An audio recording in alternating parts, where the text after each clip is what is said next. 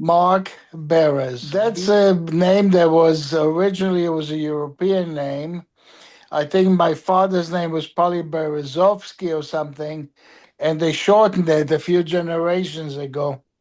My father came from Poland. Now it's the Ukraine, but Wow. my great grandfather made it into an Israeli name. Yeah, Michael is a banker. I'm a Okay. banker too in my real life, Ah, but for the last 30 years, I've been doing, helping for non-for-profit, and I was involved with TOLI. so Mark, how would you describe the main mission of TOLI, the Olga Lengyel Institute, and what is its role in the global landscape of Holocaust education? Okay.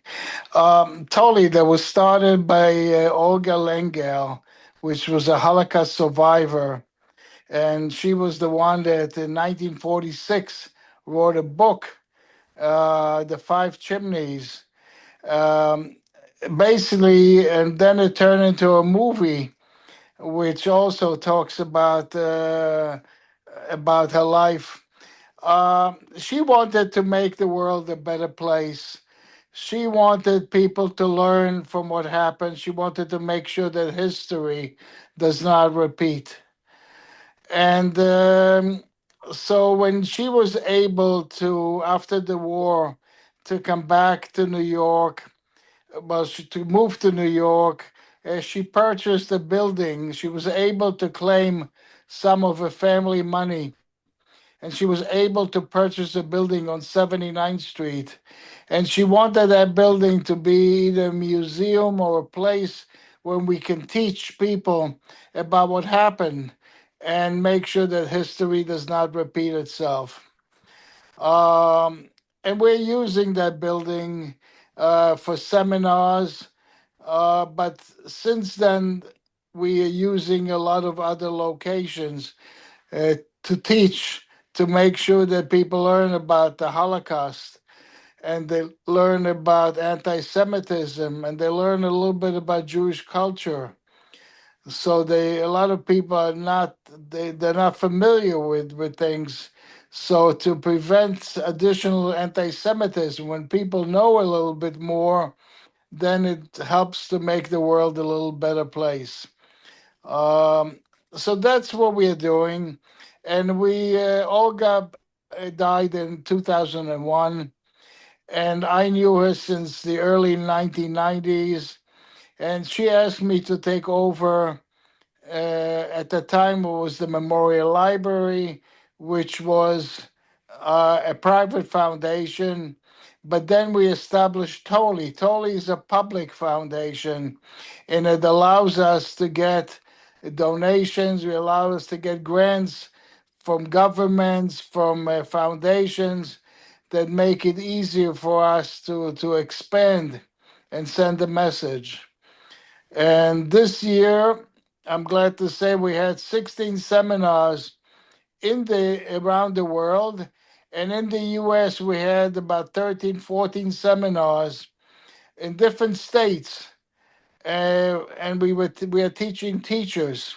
We felt that by teaching teachers, giving them the message, uh, it becomes much more powerful because every teacher can reach many, many students.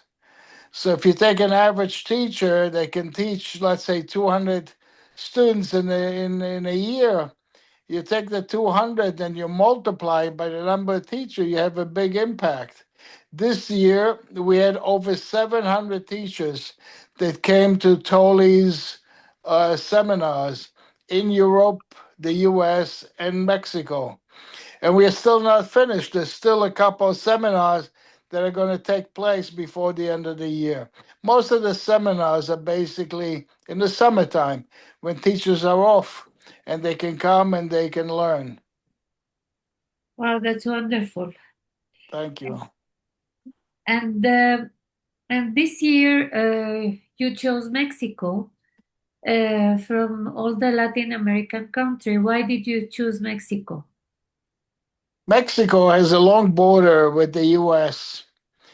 And about 10 years ago, when we looked at Mexico for the first time, Abe Foxman, who was the head of ADL, I had a meeting with him and we were talking about education. And he said to me, don't you think that Mexico is a place you should go to? And then when I looked at the demographics and I saw the size of the country, and I'm very familiar with the Jewish community over there. I've been traveling to Mexico on a regular basis because of my profession. And so I knew the community well, I knew the country well. Michael he's going to Mexico at least once a month. He's also in the same business as I am, in the banking business, and he services the community. So about 10 years ago, the idea came into our head. And a couple years later, I met a gentleman that one of my friends unfortunately passed away since. His name was Semi Sayed. I don't know if you know the gentleman, Yes, but he's also Lebanese. He was, yes, that's right. yes, yes. And yeah, and Semi basically helped us. He put us in touch with people in Mexico City that were helpful. And then COVID came and pushed everything backwards a little bit. But this year we were able to do it. We got together with the community, with all the Jewish communities in Mexico, because we thought it's something that we need to do. And we went to the Tolerance Center, which we thought was a perfect place to basically to teach about the Holocaust, to teach about anti-Semitism, and to teach a little bit about the culture. We use the fact also that the Tolerance Center has an exhibit going for Anne Frank, and we thought that it's a perfect place to do the teaching and let them also explore the Anne Frank exhibit, and it was very good. So with the work of the community and the Tolerance Center, uh, we had a list of teachers that were interested. We had a big list.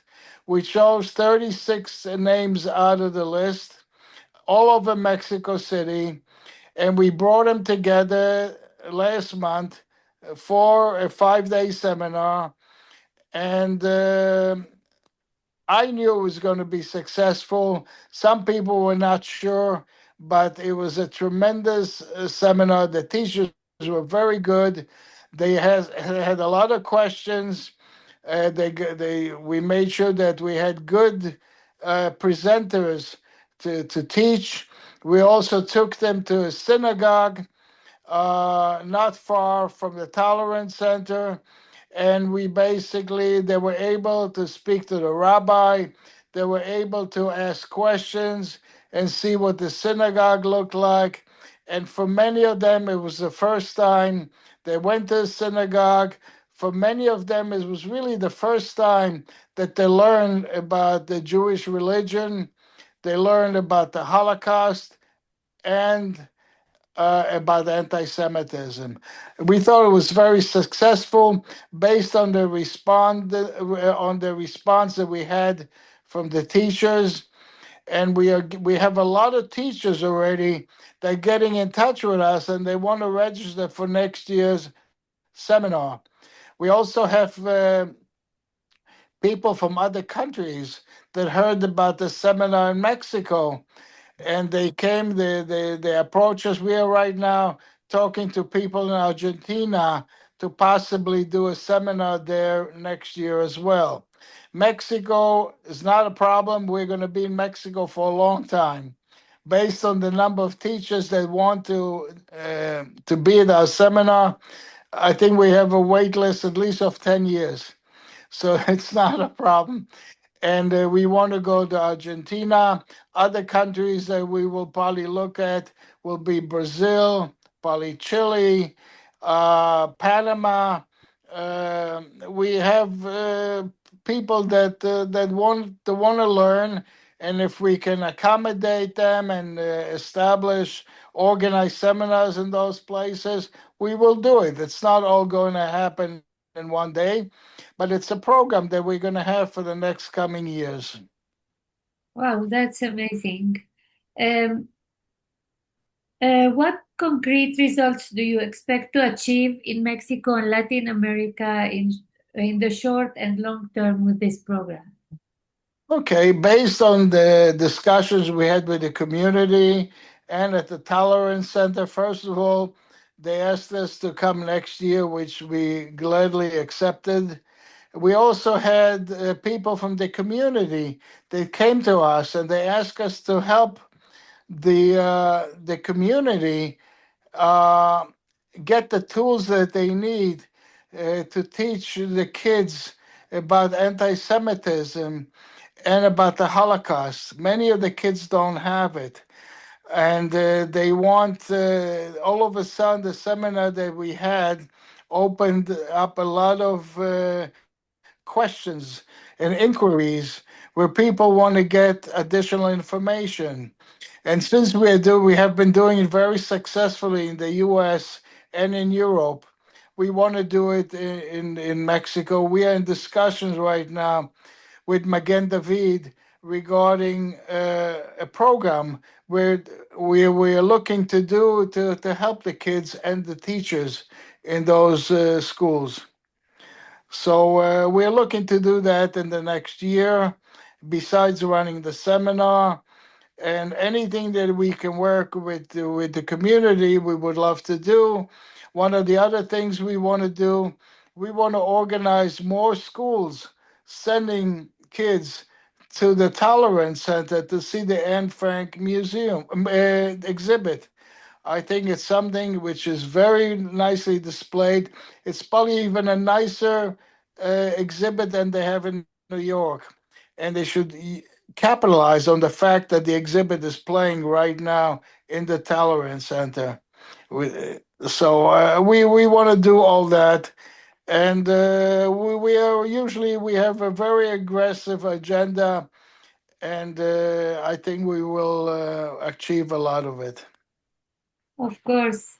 Is there any specific moment you remember? Any specific thing that happened that impact had an impact on you? You're talking about in Mexico. You're talking about Mexico, yes. well, in Mexico, I had a few teachers that came to me during breaks in the seminar, and they told me that this seminar is a life changer for them. That they're learning things that they never even expected to learn, and we gave them the tools that they will be able to use in the schools. And when you go through organizing a seminar and then running it and getting the teachers and putting everything together, it makes you feel good to know that you achieved some of the goals that you set ahead of yourself to do. So we were very much, we liked the interest of the community that was helping us. We liked the Tolerance Center, which was a great partner for us, and the teachers were amazing. And we're getting already letters, and we hear from these teachers. They ask questions. One of the things that we are also offering the teachers, we have grants for them to use to go to museums, to go to the Tolerance Center, and to do projects about the Holocaust that will help the teachers work with the students. Wow, wonderful. Michael, um, Olga Lengyel didn't want the history to repeat itself, but many people say after October 7th that history is repeating itself. What is your opinion about it? I tend to agree. Um, I'm 46 years old, and for me, growing up as a grandson of Holocaust survivors, was left me with a very big impact. I heard firsthand from my grandparents different stories about what happened, how their families perished, and it really affected me. I heard it from a very young age. I must have been close to where I have two daughters. My older one just got bat mitzvah. And my younger one is 10 years old. And right around, I think, close to their age is when my grandparents started telling me stories. And to hear some of the horrors and the atrocities that happened, it impacts you. So as I got older, I made a conscious effort in school to take a lot of Holocaust studies, both in as I was going up in the different levels in school as well as in college. And it was very important to me to understand my Jewish identity, where I come from, and also how did we get to certain points in life.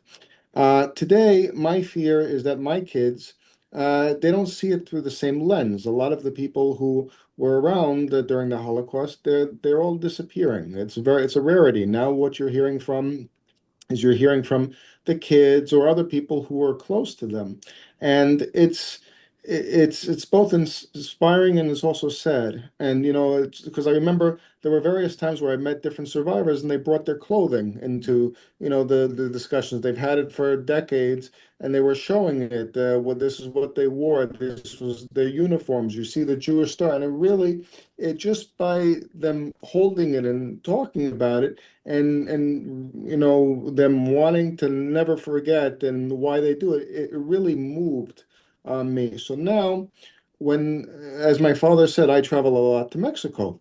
Mexico is like a second home for me. So it's always had a special place in my heart. Um, I I really want, and especially seeing my kids and what's going on since October 7th, I feel that a lot of the world it's anti-Semitism, I think, never really went away fully. When I was a kid, for a while, I think things were quiet, and now I see them resurfacing again. I see a lot of animosity. I see a lot of demonstrations. I mean, when I was in the museum in Mexico, as soon as you walk out, you see all the graffiti right across from the museum. It hits you right in the face, where I never really, saw it that much. You always kind of see it really upfront and personal, very close in there. And I need a way to, again, kids really have impacted me heavily. And now I'm thinking, think of my father when I was a kid and the way my father talked to me and the importance of certain things. Why are we different? Why is it important to remember? So watching from the side and, if there's ever, I speak Spanish. So for me, it's been a goal of mine, especially to try to help my father on the Latin American segment, because I do believe it's very important.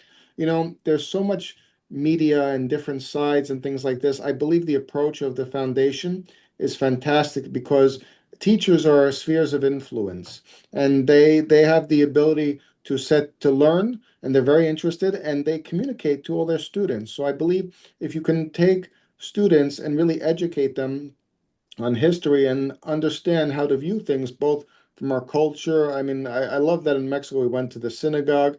They have books. They bring in professionals from all over the world, speakers to come in and speak to everybody. They ask questions when they were in front of the in the synagogue. Many of them have never been in a synagogue. So the rabbi was back and forth. They were talking on for over an hour easily, just asking all different questions, and they were really so excited. That made me very happy. And I believe that if we have more um, times that we can do examples like this, I believe we this is the way that we can, I don't want to say fight, but we can, our response, we can stand. I don't believe that in this kind of environment we have to be passive and, be cautious and to be quiet. That's not, I don't believe that will serve us well because the other sides are too loud. And if you don't make a statement, you're just going to let it continue to perpetuate anti-Semitism. And I don't think that's what we want. What do you think is the right course of action? I think you have to go from many different levels. I do like in the Museum of Tolerance that they had, like my father said, with the Anne Frank exhibit, me myself, for my kids, that's my entryway of how to get them, how do you talk about some atrocities, history that has a chapter that was so, horrific and terror. It's not easy for young people to comprehend. So I think that something like is a good entryway for people to pique their interest. And I believe that through these kinds of means, this is how you can get people to come in and really improve. I think it's really through efforts like this. I mean, many different levels. People talking. You have to get the record straight. You have to get people talking, and you have to show that we are responding. So, Michael, in a world when hate speech is resurfacing, especially around Israel's war against Hamas in Gaza, how urgent is it to reteach the memory of the Holocaust?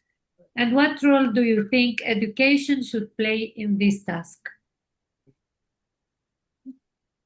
I think education is extremely important. I really think it's the basis, the foundation on how to fight the correct way. I think a lot of what happens with anti-Semitism is the result of poor information and not things not being discussed. And I think it's Ignorance. something that's happening, the ignorance. It's happening all over the world. I don't know what is, maybe social media has is like the gasoline as far as politics and social things going on in life. Because I mean, look at the recent assassination of this Charlie Kirk in the United States, and just because of that event, you have two sides that are very animated, and everybody forgets that at the end of the day, somebody was murdered right in front of their two children and at a young age. And you know what? Where, at what point do people lose their decency in life? You have to, sometimes you have to go back to basics and learn, what's right and what's wrong. And I think that education is a very, very important role. It's a way that we can avoid making mistakes in the future. And which is again why I think this is a very strong approach, because when you're coming from this angle, you're coming from a teaching. It's a lot more of a warm calling to try to talk to people. Sometimes when you have interviews or you bring in political experts or whatever, immediately people come in. They're angry. They're already taken more or less aside most times, and without it being open to learn.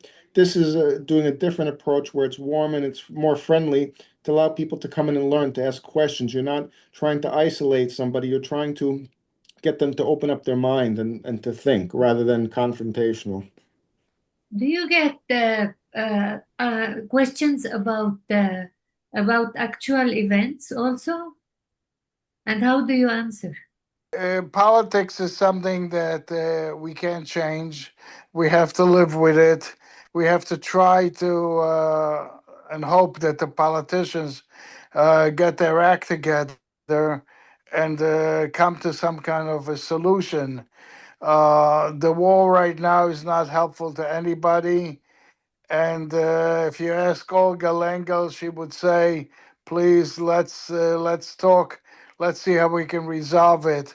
Um, mothers that lose their kids, they lose their kids. It's not a pretty thing. But we are looking at the past, and we are learning from the past. And by learning from the past, you can go forward and try to make things a little better. And the world is very volatile, and there's a lot of issues. So education is very important, and that's why TOLI got involved with this years ago, when the anti-Semitism was lower, to try to teach as many people as you could. Um, and we are using the Holocaust as the lens for which we talk about it. And the Holocaust was one of the worst tragedies in the world. And you have to learn from that example and to make sure that going forward, you go into a better. You learn from the mistakes of the past. Of course. What are the challenges you face in bringing your message to societies with different cultural and historical contexts? I think that from our experience, people want to learn. Uh, the challenges basically is to tell them, to teach them, and that's why we also try to teach a little bit about the Jewish culture. Look, Christianity also was derived from Judaism. Jesus was a Jew, and they have a lot of questions, and they want to learn. And the Muslim religion also has a lot in common with the other two religions. And I think a dialogue should take place wherever it's possible to prevent things from getting out of hand. I know in certain places there's rabbis meeting with a priest, meeting with clergymen from the Muslim religion to try to work and to try to come together. And hopefully, when things quiet down, every war usually has an end. You have to use that time to basically draw new bridges and to try to make sure that there's an understanding between the different ethnic backgrounds and the different religions to make the world a better place. Yes, the world will end. Now, I don't know. In the time of Olga Lengyel, there were no social media exposition as now. In the face of growing misinformation and Holocaust denial in the internet via social media, what strategies is the Institute promoting in countering these narratives? Look, the social network can lead to a lot of good, but it can lead to a lot of negative things as well. People try to use the social media, they try to distort history, and our job is to make sure that we deal with the distortion and let people know what happened and what's right and what's wrong. um, the social media opened up floodgates to a lot of problems. It opened up floodgates to a lot of good things. But I think that a lot more education is needed to go together with the social media to answer a lot of the distortions and the problems that we have. What is your opinion, Michael? I agree with what my father was saying about, it could be a tool for good as well as a tool to be manipulated. It bothers me that in today's day and age, you have a lot of media outlets that are showing, like the New York Times, the BBC, the CNN. There's times where they haven't really shown Israel in such a good light that they use front page covers of the papers and such to highlight a story. It's not right that a lot of these stories, when they make errors, there's misprints and they don't really address it. I think that continues to perpetuate problems in our society. I don't know if when Trump is suing certain, now you're starting to see some backlash from different media because they're misleading.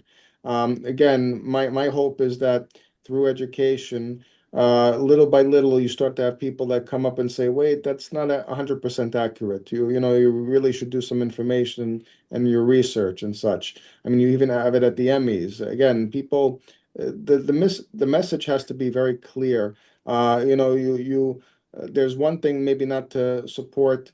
What a government is doing is another thing is when you have anti-Semitism, you're not liking a people for certain actions. Not if you don't like what's going on, when the government in Israel doesn't mean that you say we don't like Jews and we want to recognize a Palestinian state. I mean, there has to be more of discussions and looking at the issues. You have now all these look, it's I feel as a I'm not a college student anymore. It's been a while since I've been there, but it's bothersome for me to see at colleges where you have people who are not Palestinian or who are speaking on their behalf. They could be gay, lesbian. They don't know all the values or beliefs that they have, and they're going out just to support it. And they don't, that's very naive, if you ask me. And I believe that while you can have a lot of positives on the social media, there's a lot of negatives that come along with it. And it's our job as a society to really better educate ourselves and be aware of it. So again, so it can be used for good, but you have to be stay focused on it and try to set things right when you see them as wrong. Now, what message would you give readers, both of you, about the importance of keeping alive the memory of the Holocaust? Look, the Holocaust, 80 years ago, is a short time in history, and the events that led to the death of 6 million Jews and many others, for the only reason is because they were Jews and they were killed discriminately. Uh, you have to use that. You have to go back and you have to ask questions. Why did it happen? And how do we make sure that it doesn't happen again? Um, History is can be very, very good in learning and taking lessons from that past and to try to make the future better.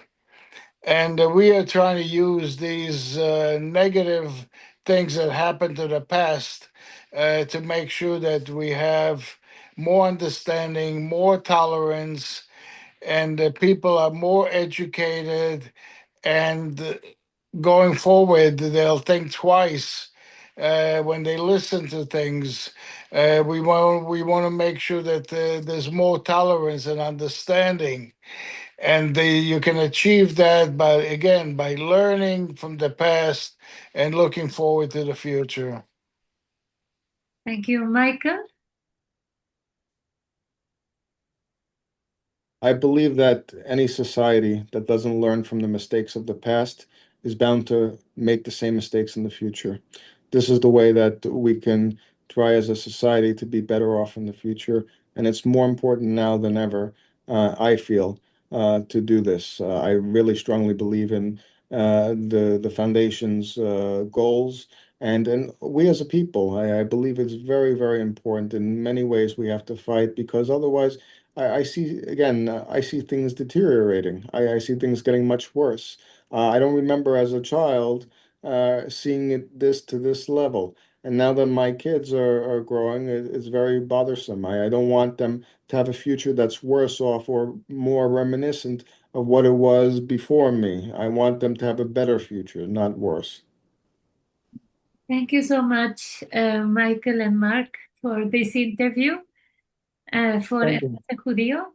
And we hope we'll meet you next time in Mexico. God Okay, man. Thank you. Shabbat Shalom coming and a Happy New Year.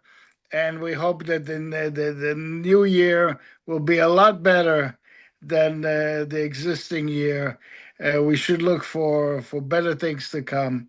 And I hope they will. Thank you.